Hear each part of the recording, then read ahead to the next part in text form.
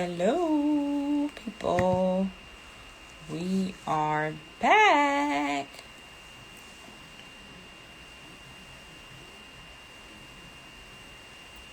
Hello, hello, hello.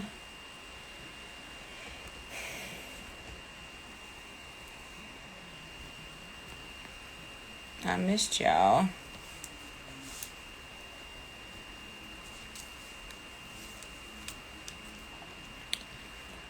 It has been a long time. Feels like it anyway. But I'm officially back. For now.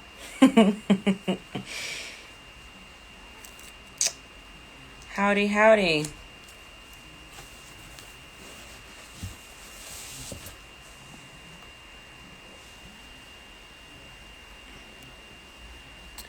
Give it a couple seconds to load. Get people on. Got a good topic for y'all today. Hi, Tiff.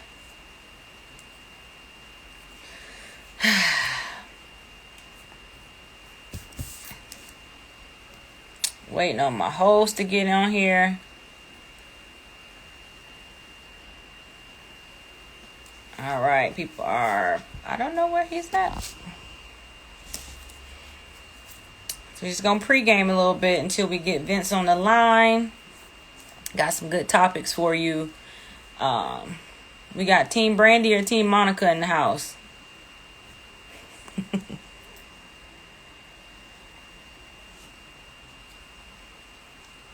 You said the number's wrong? What number? Oh. It was okay, I'm not going... So, I just got my whole life. I really enjoyed Monica. I really, really did. That's just me. Like, I really enjoyed Monica. However, Brandy too, but you got to understand they're in two different bags. So like Brandy is a crooner, that's what she does. Monica is more up to speed, my vibe.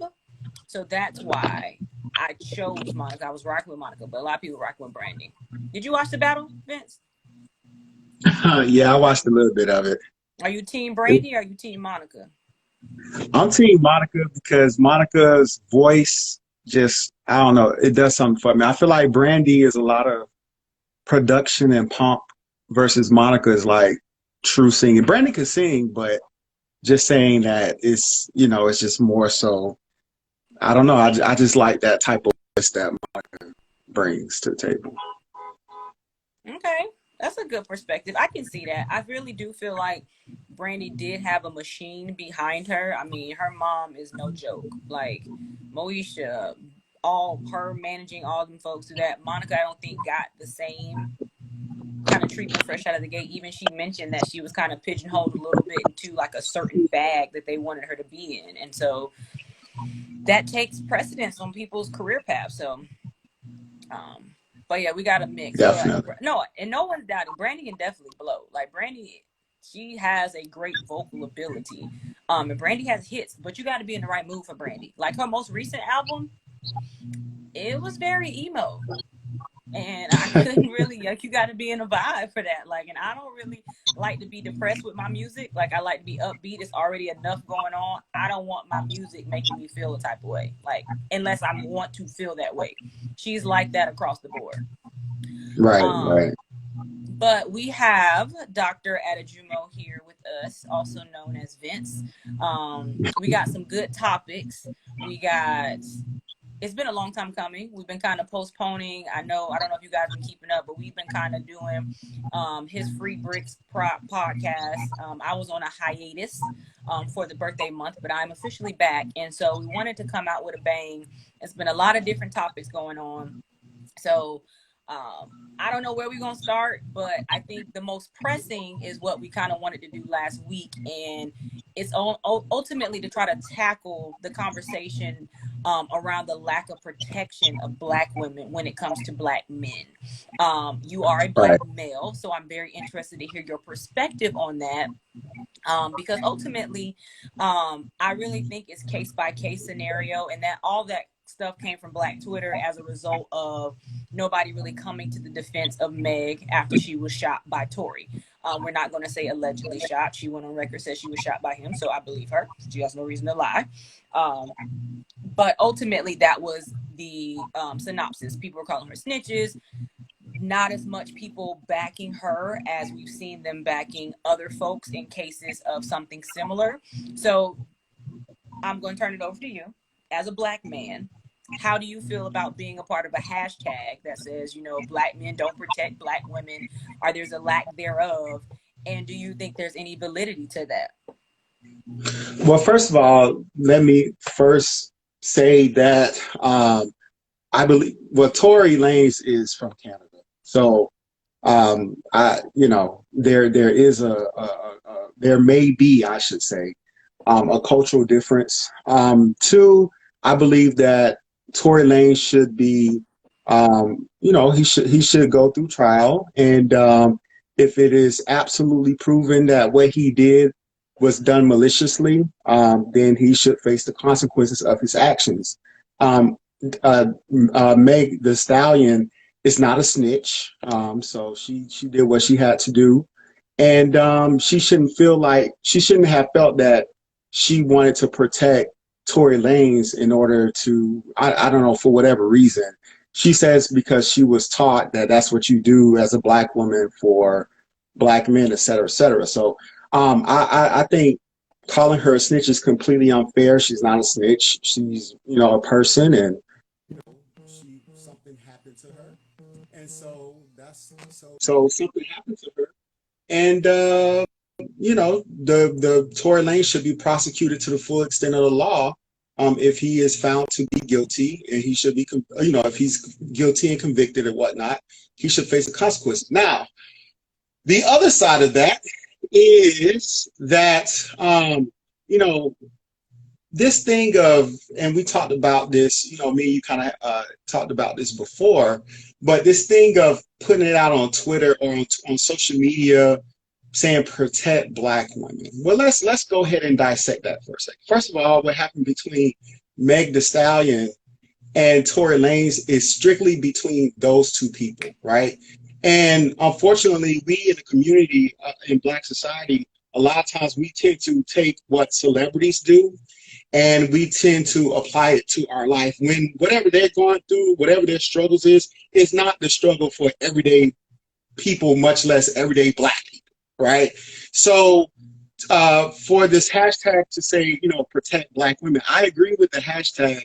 But what I don't agree with is relating it, and saying that, oh, Black men don't protect Black women.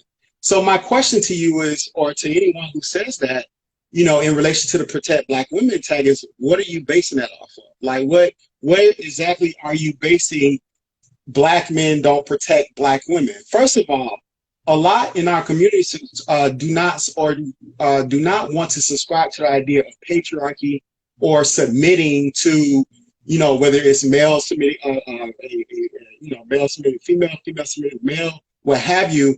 A lot in our community don't want to subscribe to those older traditions, what typically was traditional back in the day, right? So traditionally, if man and woman got married, then, the preacher would say, okay, well, the wife is now under the protection of the husband, et cetera, et cetera. So a lot of us don't subscribe to that today because a lot of us aren't even getting married, right? So I think the numbers are both Black men and Black women at this point, 50% of us of marrying age, about 50% of us are not married, right? So we tend to operate independently in the first place. Second of all, like I said, I believe that a lot of us, I'm going to be real general here. I'm going to be careful to not do something that I'm accusing other people of doing, right? But from what I'm seeing in the stratosphere is that, from the commentary on social media, a lot of us don't Vince, believe you in look this real pixelated. patriarchy. We don't believe Vince, in, uh-huh. is your service messing up? You looking kind of pixelated over there. Oh, I'm pixelated? Yeah, a little bit. You kind of was freezing, going in and out a little bit. Oh.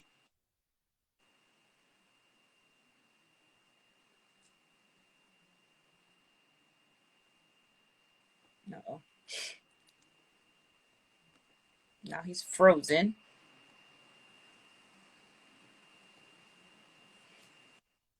Yep, Sorry. you're back. You're good. Okay, I'm good. Okay. Now all the notifications coming in. Anyway, I hate doing this on my Mhm. phone, but it's okay. But a lot of us do not subscribe to patriarchal ideas. That's what I'm basically was trying to say, right? So when some of these people on social media, and it's not just black women, some black men too, are screaming protect black women in relation to what happened between Megan Thee Stallion and Tory Lanez, to me, it just doesn't compute. It's a contradiction because a lot of us do not subscribe to old style patriarchal ideas of relationships and that type of thing. So and that's a product of that's just how society is now. Black men and black women in a lot of sectors of society and a lot of industries are pretty much, as far as when you talk about job opportunities, you talk about educational opportunities, it may not be as equal as far as pay, but when you're talking about the actual opportunities, the opportunities are there for both black men and black women to function independently of each other, right? So what I'm saying here is that when you say protect black women and then you go on to accuse black men of not protecting black women, I have to say, well, what are you basing that off of? Now, if you're basing that off of your own personal experience, then you should say, okay, the men in my life should protect me, right? And I'm not trying to tell anybody what to say, but I'm just saying that because for a lot of black women, men in our community, we do protect we do protect the women, the children, and other men in our orbit. There's cause to do so. So just because a loud few, or just because you feel or you perceive, I think that's very dangerous to do because back in the day. When you had Black Wall Street getting burnt down, you had Rosewood getting burnt down. Um, you know, a lot of that, Emmett Till's face getting disfigured, a lot of that was based on what white women felt that black men were doing to them. It was a feeling. It was a feeling. It was a feeling, coupled with racism. So now we take it back to 2020. What I'm saying here is that when you feel that black men aren't protecting you, I have to ask you the question, well, what do you expect black men to do in a system of white supremacy, right? In a system of white supremacy, black men could barely protect themselves. We're seeing the evidence of it. We're seeing the evidence with all of the recent killings, the recent shootings of black men, particularly when it comes to the criminal justice system. So when you say protect black women, like I said, and trying to relate that to Meg Thee Stallion, and that's not to take away from the domestic violence that goes on in our community. That's not to take away from sexual assault. That's not to take away any of those things that goes on, and those things need to be addressed, and it needs to be addressed separately. But like I say, in relation to Meg Thee Stallion and Tory Lanez, and trying to say protect black women, it's just an incompatible. It's very incompatible to me. And then so what it comes across to me is just is that maybe you may be going something, those who tweet that or whatever, you may be going through something in your personal life, which we all go through things in our personal life. But I'm sorry, I'm obligated to protect my family. I'm obligated to protect myself. We're grown people here. We are adults. I'm not obligated to, what is this? You know what I'm saying? Now, of So course, I think the Meg yeah, and the Tory issue was the tip of the iceberg, per se. right. So I think this is a feeling that black women have been having. I do believe it is based on personal experience because again, I can't speak and say that I don't feel protected by black men. I've never been in that kind of situation. Like, so whether it was my father, my brothers, my cousins, my uncles, whomever, I've never personally felt that way. but I won't negate that from the experience of someone else. And so Right. I think the main gist of the argument was, whenever it's a black man that's gunned down, or whenever it's anything dealing with black men, women are on the front lines, and those women tend to be black women. And this is what I'm saying, bringing off Twitter, and I'm not speaking on Leslie's. I'm just Right, saying right, this is right, what right, I'm right. trying to, you try to understand where they're coming from. So again, I could see how they can draw the conclusion that, hey, black women have been the breadwinners because slavery, all this kind of stuff, black men getting taken out of household.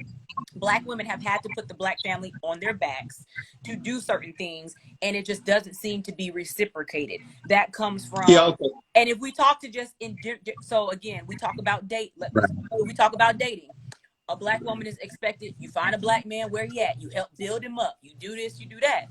It's not reciprocated. Or you see just certain situations where, again, black women tend to date within their race, so a lot of their trauma that comes from certain things from a relationship is at the hands of a black man. So I think those are where the generalized statements as a whole Yeah. are saying protect black women, because again, when we have issues or a black woman says something that's negative, black men are the first to chat. So again, let's use Gail.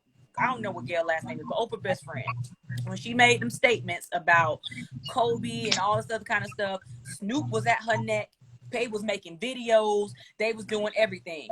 Meg got shot. Ain't nobody said nothing.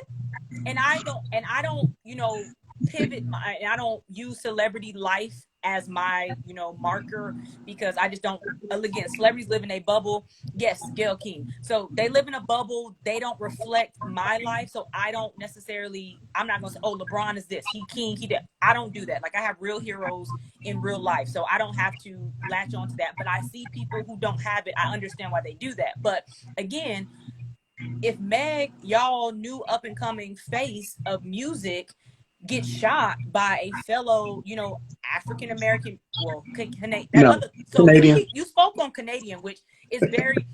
So again, we don't know how he was raised, and I've talked to a lot of my black guy friends, and they were like, we do some stupid stuff, and we may, do some domestic related violence toward women, which we don't condone either. But shooting somebody, like, that's just not us. Like, that's really something very Canadian. Yeah. I don't know who raised this man, but that's just, even we draw the line somewhere. But I think that's where that's going. So again, where was that kind of, rally together? Let's make these videos. Let's support Meg. I saw memes making fun of her. I saw all kind of things of that nature. But Ellen, they was about to cancel Ellen's show. Kevin Hart made a statement. Every black man in Hollywood made a statement to vouch for Ellen. And so I think they just want that to be reciprocated, and it's just not. And maybe black women need to stop going so hard for these black men that they don't know, or something of that nature. But I don't think that's in our DNA to do that, because we're caregivers by nature. But I think that's the premise and the thought process behind the protect black women, because they don't feel as though it's reciprocated and it's not a one-off situation. I can't speak from my personal situation because I don't personally experience that, but I think that's where the generalizations is coming from, because it's repeated behavior across a span of decades, years, and different households. Well, let's first analyze what you said. You said that typically that the black male or black women have been carrying the backs of the black family. You know, well, I mean, to me, I just have to go look at. I have to look at the data.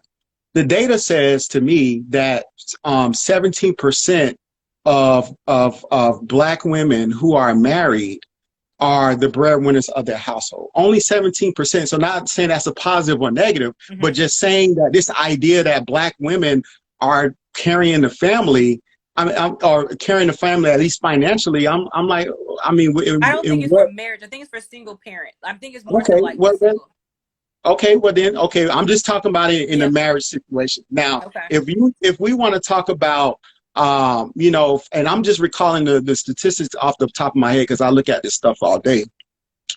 But if you look at just as a single female headed household, in a single female headed household situation, so meaning that the women are not married, 51% of the black women are the breadwinners. So it's not a situation. And then if you want to look at marriage specifically, okay, 93% of Black women are married to Black men, but 85% of Black men are married to Black women. So again, it's not so a lot of people try to make it this thing of, oh, Black women are marrying all the Black men and they're so loyal. Okay, but Black men by percentage are also marrying Black women. So again, like a lot of this stuff based on feeling is I think a lot of it comes from social media because we tend to be so isolated and we go through our personal traumas and then it's like the first thing we do is go to social media whenever something big happens, but we don't actually take the time to actually study, okay, what's actually happening here. And that's all I'm trying to say, So again, if you feel this or you feel that, okay, your feelings are valid. But at the same time, we also have to make sure that we look at what exactly are the facts of the situation as well. So, like I said, my thing is that when you said, and I saw plenty of Black men taking the side of Meg Thee Stallion and calling out Tory Lanez and this and that on as far as celebrities. But again, all of this stuff is social media. It's social media. We glorify social media so much. It's not indicative as far as what's really going on in Black society out here. Now, like I said, that's not to say that we don't have domestic violence issues in our community. We do. However, to take an incident between two celebrity people and try to apply it to a whole group of Black men, yes, I'm doing some whataboutism because I have to do some whataboutism. No, the thing about it is that Tory Lanez does not represent all Black men, and that's the problem. Tory Lanez does not represent all Black. His behavior does not represent all Black men in America, as some groups are trying to peg it on, as some people are trying to do, and it's just a loud few. But he does not represent the majority of Black men out here. And that's all Black men, like myself and others, are trying to say. So, okay, if you don't feel validated, if you don't feel validated, maybe get off social media. Stop being on social media so much and go be a part of your community. And that's how you get if you want some attention or you want to feel validated, okay, what I'm saying? It's other constructive things that you can do. So But what trying to about the Malcolm X quote? Was he the one who quoted about the Black women being the? yeah, So yeah, again, that was in what year was it? 70s. 1964. So I mean, again, Yeah, he made that statement, and but when he that made the that statement, but when he made the statement, he was, and this is the thing I always ask people: was he saying because Black men are disrespecting Black women? You see what I'm saying? Like we're talking. but So again, when the he, hashtag okay, was just protect Black women. It didn't necessarily okay, say from Black men. So I think, a hit dog will holler. So again, when they yeah, said protect Black women, it didn't say from Black men. It didn't say we need Black men to protect us. It was just a brand of protect Black women but by a any lot, means. But I get that. But again, a yeah, hit dog will holler. A lot of the people who jumped to that thread was Black men saying, oh no, we protect y'all. We do this, we do that. And then there no, was because another thread that said, no, Black men don't do that. So I think it's a combination. So again, yeah, at the same time, whether Malcolm X was making that statement toward Black men, white men, the world, the system, what have you, the mm-hmm, underlying factor is protect Black women, period. And I think that's where it's kind of Twitter and social media will amplify it and state yeah, that, and this is not an isolated Black men versus Black women issue. I think protect Black women is valid by any means necessary. And I think, again, there's been a subsequent of events that have piled on, and then Meg's incident was the tip of the iceberg. And again, a lot of people did come to her defense after she had to go on live and show her feet and say he shot her. Before yeah, then, it was crickets. And I don't feel like we shouldn't have to go through, again, let's do the Keke Palmer incident. We talked about that too. And yeah, I keep using celebrities because we don't want to use people's personal life in stories. So we talk about yeah. celebrities, they put it out, there it is. Keke Palmer made accusations against Trey Songz.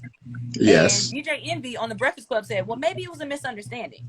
Now these white ladies then came out and said, no, Trey did this and that. Now everybody want to believe him, cancel Trey Songz, do this, do that, do that. yeah, Keke Palmer was telling you about him 2 years ago. So again, I right, think that at the end of the day, Black women Dark-skinned Black women on top of that, their voice is not even heard as much. So again, I will argue and say that I don't think that Protect Black Women should have been generalized toward Black men. I think Protect Black Women goes harder than that. It goes harder from when you're in the hospital and you giving birth and somebody's dismissing your pain. Protect Black women. Protect Black women when you're Yeah. applying for a job and looking for equal pay. Protect Black women when we're getting this angry Black woman stereotype at the job. So I vouch for Protect Black women in that aspect. Again, I can't speak personally about the dynamic between Black women and Black men. I've never felt that way, but I think it should be Protect Black women from everybody, like, or everybody pitch in and protect Black women, but it shouldn't be geared toward Black men. And Black Twitter took it that route, and it ended up diluting the thread and as big as it could have been because they took that route. Well, my thing is, if you waiting for anybody to protect you, then I'm sorry. Like once you become an adult, you're an adult. So you shouldn't be looking for you should not feel like someone that is a total stranger is obligated to protect you. I'm sorry, whether it's male or female. Like it's, you know what I'm saying? It's at the end of the day, this is a capitalist society. And of course, and my thing is too, you know, when we talk about protect anybody, well, first of all, who's raising, you know, a lot of these people, are you raising your child to respect and protect Black women? You see what I'm saying? So that's the thing. I'm thinking about. Like, if a person was never raised to even respect or protect anybody, why are you expecting them to protect you? But I You see don't what I'm think it, saying? I think don't get caught up on the protect word, because again, these are people who make these social media. This is the Yeah, argument. that's what I'm But getting at, though. so yeah, this is people who certain education levels. I mean, again, we when we post on social media, we do Yeah, hashtags. It's from an emotional state. So but if that's you the say looking for a problem. stranger to protect you, when I say protect, I'm talking about if I'm going to the hospital to be treated, there's a system set up. Like, I'm expected to be treated and walk out of there with both legs if I walk in there with both legs. By the I shouldn't. system.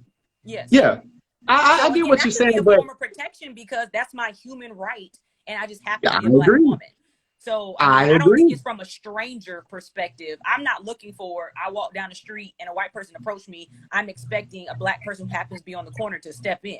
That's not my. I don't think that's the premise of it. Okay, But I think it's deeper. so basically, what you're saying is that you want the system to protect you. That's what you're saying. I don't. Because I'm not saying Leslie in general. So I'm not talking about. I said I understand the right, hashtag. I get the fire behind it. I do believe that there are certain liberties that we should be afforded as a human being, whether we get them or not, yes. that are supposed to get me from point A to point B. So yes, I expect to go to a hospital and birth a child and not almost die. Now, if you So see that then, as a form of so protection, then then that's different. You said what? I said, well, then why can't we just have a hashtag protect Black people? Because No, Black and I men and think that is that. That's Black Lives Matter. I mean, that's yeah, Black Lives yeah, Matter. yeah, But again, there's still trans life. There's still yeah. awkward. Like, I mean, so everybody has their fight and their skin in the game. I just think, like I said, the Meg the Stallion issue it was the straw that broke the camel back. So Black Lives Matter, this, do whatever, whatever, whatever. But here we are now stating, hey, ooh, me too. Like, we ever played that game? We was in college. Like, ooh, me Right. too. You link up. We want some love too. And again, Black women, when it comes to them But handing see, out rations.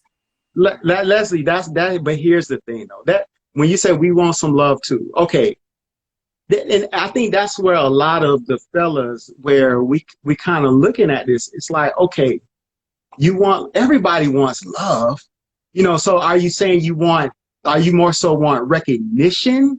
You know what I'm saying? Because I don't know, because I just feel, for me, in talking with people who are in committed relationships and, you know, have good social life outside of social media, you know, that's not something that, you know, I mean, they get that from their peers already. They get that from their circle. So for me, I'm just like, okay, if you feel that way, maybe it's time for you to switch up your circle, which for a lot of us, it's time to switch up our circle. You see what I'm saying? Yeah, If you feel like that on a personal level, that you're not getting protected, you're not feeling validated, I'm sorry, it's time to get off social media. It's time to switch up your routine. And of course, we're in the coronavirus era, so that's different. We all kind of locked in, but I'm just saying in a normal setting, if you feel that way, then maybe it's time to switch up your circle. But you cannot say, or what I'm saying is that to say protect Black women and try to apply that to Black men aren't protecting Black women just because what you see some celebrities do. No, that's invalid to me. And I can't take it seriously. Now if you're saying in your personal life you want to feel validated, you want to feel protected, you want to feel loved, and you're an adult, you're over the age of 18, you're over the age of 30, some of these people over the age of 30, over the age of 40. Well, it's time to switch it up. It's time to switch it up.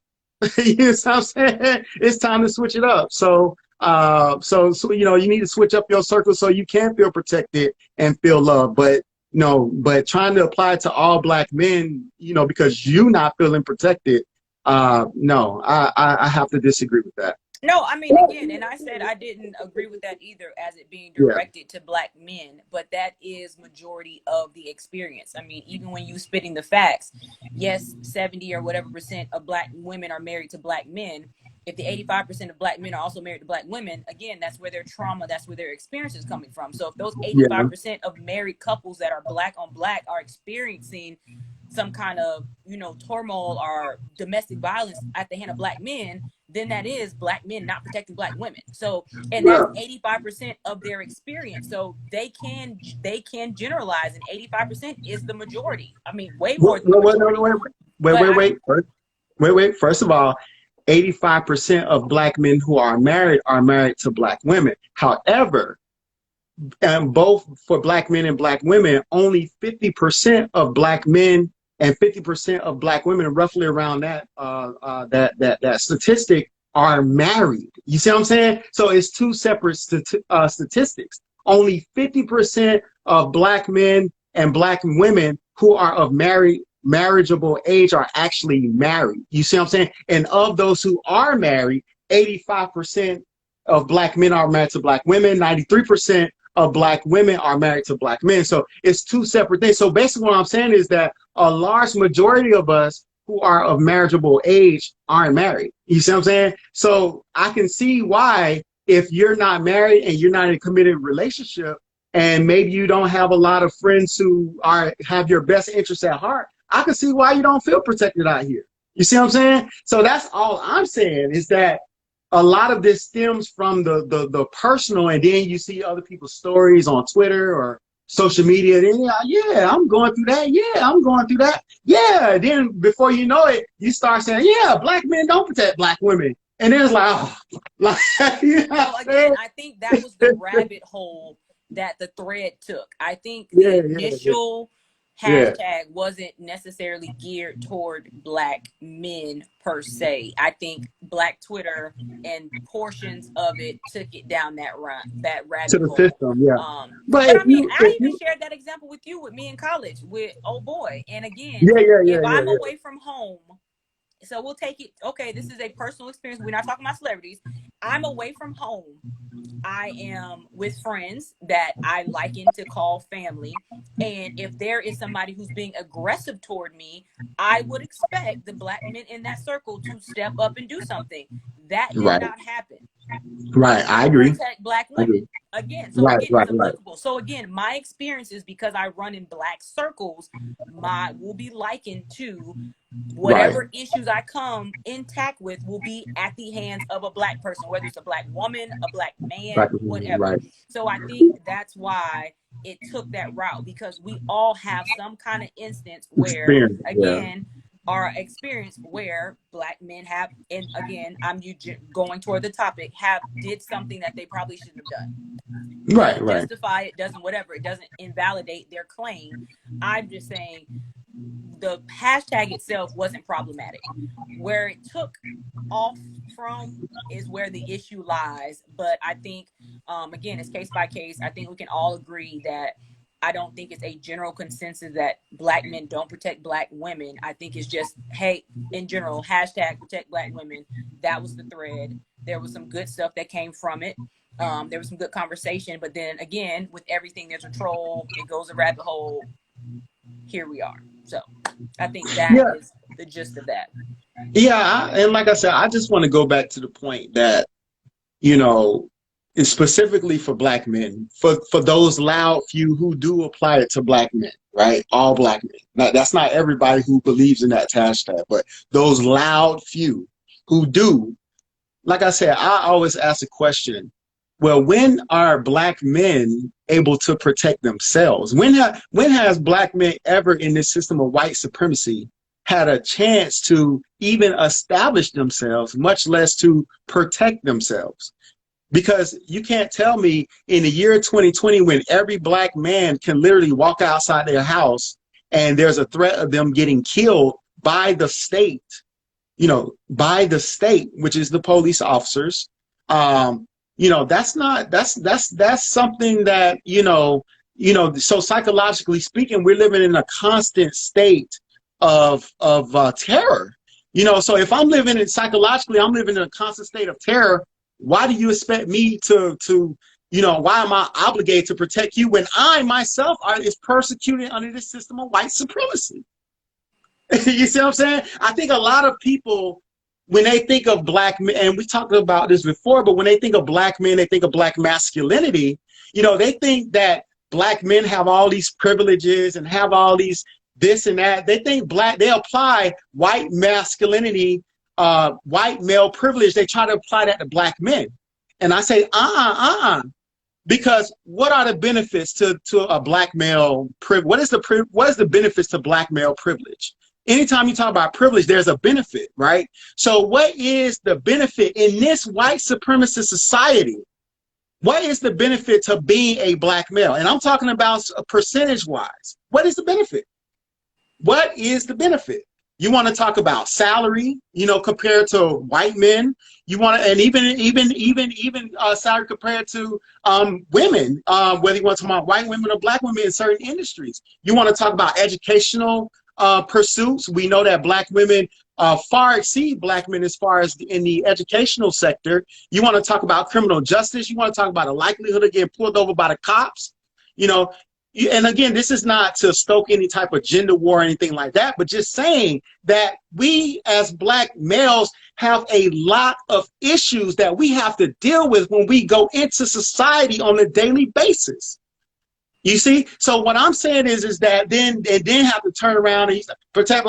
I'm like, man, like we could barely protect ourselves, but the vast majority of black men I know, in my circle, if there is something or what have you, the majority, now, not like I said, not everybody, but the majority are going to step up and protect their loved ones. Where you're talking about black men, black women, children, what have you. You see, and so that's why I think with these, I'm glad we're having this discussion, because this is a nuanced discussion that can't take place in 240 characters. Because what happens is that non-blacks listens to the conversation, and you know what? They feel like it's justified when a police officer kills a black man. It's justified because guess what? They've been hearing all that chatter that black men are basically ain't nothing. That black men are savages, black men are rapacious, black men are this, black men are that. Every negative stereotype in the book, black men are that. And so what happens is that then it becomes justified in their heads. It becomes justified in their heads anytime our brother who just got shot in Wisconsin, any other, I don't even want to name the names because it just makes me upset. But anytime you want to talk about black male death, and how much it is fetishized. I mean, how many times you see on the news they show Jacob Blake getting shot? How many times? You don't see that with any other race or any other only the black male is the black male body fetishized to that extent that the news. So what I'm saying here is that you see that over and over and over and over and over again, and then we have to turn around. Oh, you don't protect black, and then it's like, oh, I go into the real world. Oh, you're a savage. You're this. You're that. You're too aggressive. You're too smart. You're too. You know what I'm saying? It's every little thing, and again, that's where the frustration of a lot of black men come from. When there's this accusation especially from our counterparts, because we're in this together. Black people, black male, black female, black whatever, what have you, whatever spectrum on the gender chart, whatever on the sexuality chart, we in this together. But anytime that there's a denigration specifically of black males, and especially those who may be heterosexual and cisgender, there's this, this thing of just want to critique. That's the go-to criticism. That's the go-to who to critique. Anytime there's that, then it's like, man, it's like, we can't win for nothing. And I'm just speaking from a black male perspective on the issue, and where the frustration of those who are out here doing the word, those who are out here being positive, being a shining light to our family and our friends and our community, trying to be an upstanding citizen. That's what, and then we get lumped into, with the knuckleheads like Tory Lanez, who ain't even from this country. Right. We're not claiming him. We're not. I mean, I'm happy that you kind of touched on Jacob Blake, because I did want to kind of transition and kind of talk about him. And you touched on a really good point about them showing the video. I don't click on the videos anymore. I've seen it more than enough to know what it looks like. I don't need to watch it to justify. But again, there's a lot, again, with the justifications. And I see that even more so. And I say 2020 is a blessing and a curse, and I don't think 2020 is worse than any of the other years when it comes to necessarily Black death outside of COVID. I just think a lot of more people who would have been on airplanes, are busy in their everyday life, are actually sitting down and they're still, and they're actually viewing this in higher frequency. So it's getting a lot more attention. But statistically, 2020 in regards to police brutality is not our worst year to date. I just think that, again, it's just being shoved down your throat because everybody's working from home, everybody's virtual, it's at our fingertips, and we're not really occupied with anything else. So what's next? I mean, in regards to justification, I mean, I've deleted probably more people than I can count off Facebook. I don't follow them on Twitter because I've just, again, separating yourself from all this negative digestion on a regular basis. We haven't been able to really mourn one thing before the next thing happening. And it's exhausting. So for people who are looking for action items on things to do, or, argue rebuttals for arguments when they're interacting with them, or even just peace of mind, books and stuff that they can read from an uplift, what's next? That's a heavy thing. It's really one of these things where when you talk about Jacob Blake and you talk about a long line of Black death, how much is fetishized, how much over and over again we keep hearing, to the point where now we normalize it. Death is not supposed to be, especially on camera, that's not supposed to be normal, right? That's not supposed to be normal. So we have, the media, because the media knows that when you play up these Black deaths, and especially when it's a Black man and getting shot by the cops or what have you, they know that they're gonna have a story, and then they know the next thing they're gonna do in this era, they're gonna put Donald Trump's face on TV. Then they're gonna ask him about it, and they're gonna keep getting replays from him over and over again, saying something stupid and ignorant. So it's a game, and the game really is that to sear into our psyche that the Black male body is just not worth it. It's just not worth it. And so it's easily discardable. And so it's easy to when you're talking about death of the Black male, it's easy to just say, oh, that's just a, quote unquote, just another nigga dead. For quote unquote, right? Quoting a hip hop line, right? And the thing about that is the most dangerous thing about this is our children. I mean, think about the children, Jacob Blake's children, and they saw his dad their dad get shot, point blank range. They saw that struggle, and now they have to live with that for the rest of their lives. That's not normal, right? So when we talk about the actionable items, it's so multi-layered. I think for one is something that I referenced earlier. and we talked about before. But I really, really do believe that you cannot, when you live in a system under white supremacy, of white supremacy, I should say, you cannot expect this system to protect you. You know, especially when you are at the bottom of the sociological class. You know, that goes for black men and black women, right?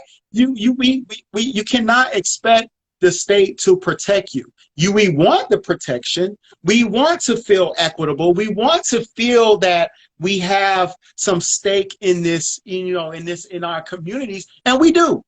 But at the end of the day, there's a supreme law, and I said it before, and that's the white supremacy law, right?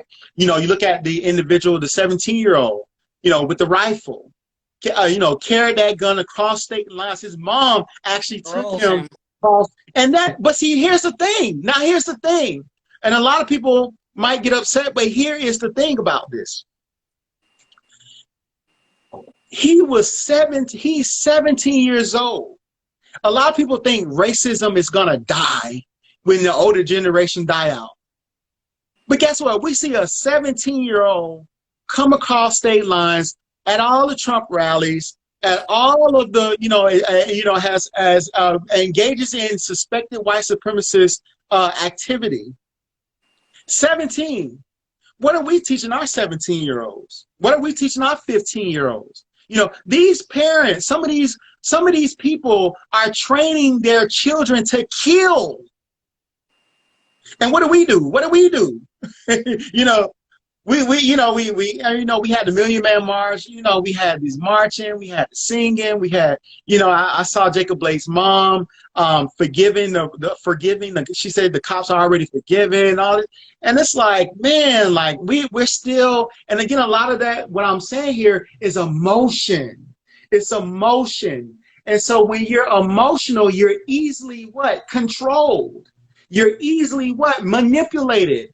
And the people who are at the forefront of white supremacy and this white supremacist system, they understand that, regardless of political party. They understand that you use emotion to get what you need to get out of the people that they're trying to whether you want to use for political votes or whether you want to use for whatever agenda that you may have.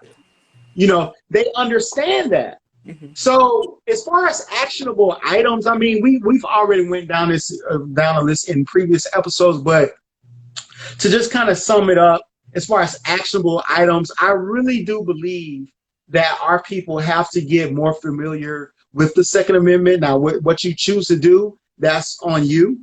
But I do believe that we have to really, as a people, get familiar with that and understand what that entails and understand your rights as far as how that is applied, right? I think we also have to know our rights when it comes to interactions with the police officer. And again, when we talk about interactions with a police officer, every Black father and mother has had a talk with their children as far as how you deal with the police, as far as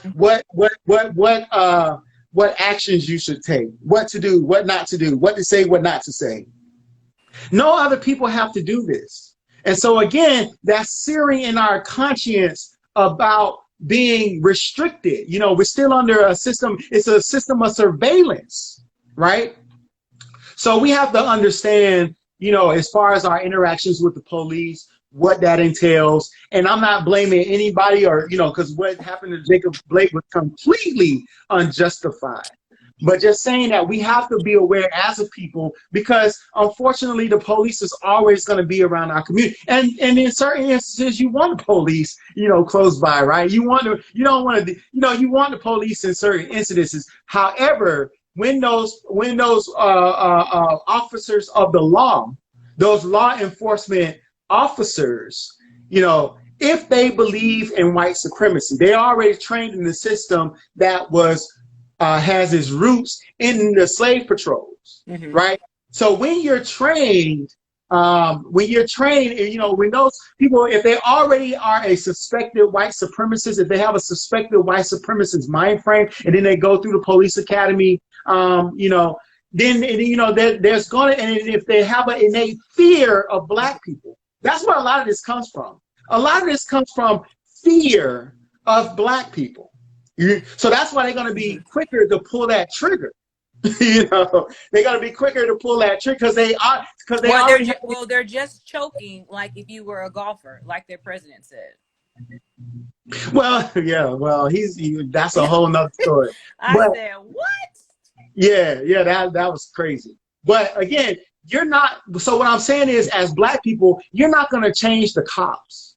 Yeah. You're not. And I think that's the first step to really understanding this system. You're not going to change the mentality of a racist cop. You know, you're just not going to change the mentality. If they're racist and they have an innate fear of black people, then there's going to be a higher chance that they're going to shoot a black person. You know, that's just point blank, period. Right? So that's just something that we just have to live with in this system of white supremacy. There is nothing that you can do about that unless you move, you know, unless you move. So I think a lot of this is just realization. Now, as far as some reading material, I'm going to recommend these two books. I'm going to recommend Tommy Curry, The Man Not. I strongly recommend this.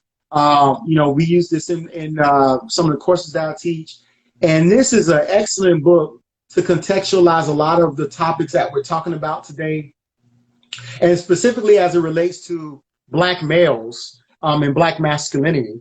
And the second, I would encourage you to read They Were Her Property. So talking about the complicity of white women in the system of white supremacy. Because, you know, this system, in order for it to function as efficiently that it has functioned the past 400 years, it takes people who you may think are allies, and even our own people to a certain degree, to be a part of the cog in order the machine to keep rolling along as it has, and has always had us being subjected as being at the bottom of the sociological totem pole. So that's what I would recommend as actionable items. Other than that, you know, take political, you know, all the cliche stuff, but we're not here to talk about the cliches tonight. You know, just saying some different things to kind of get into your mental as far as what you can do. So Awesome. Well, thank you so much. I think, again, someone said great discussion. I completely agree. We touched on, you know, the protect black women topic. Then we kind of transitioned to kind of what we can do to combat the fetish of, you know, black death across just America. And it's almost disheartening again. And then I try to tell a perfect example. So my group is international that I work with for my job. And so we have a WhatsApp. That's how we communicate. Oh, they think they're family. They tell all their business, whatever. When Jacob Blake got shot and they were, you know, marching, protesting, it was International Dog Day. So they posted all their pictures of their dogs. Like, but that's the two Americas that we live in. right. We have a whole protest going on. A black man died, well, not died, almost could have died, got paralyzed, shot point blank range in front of his children, and we're posting pictures of dogs. They have not. I mean, but I'm saying just like they're out of touch. So again, Right. not saying that they shouldn't relish and cherish their dogs, but again, you have other black people on your team, and not once is there all these, again, big companies are talking about, they got all these diversity, you know, trainings and Initially. how we can be better, and we need to be a listening ear. To be that tone deaf, I think is a little bit, and that's just one instance where I was just kind of going through it. I'm like, I'm looking at all these protests, you know, trying to figure out what I can do, tangible things, and y'all posting pictures of y'all dogs. Like, I really wish that was the you know, the top of my issues. Like, oh, I need to find the best picture of my dog to post on International Dog Day. Forget that Jacob Blake is handcuffed at that time to his bed.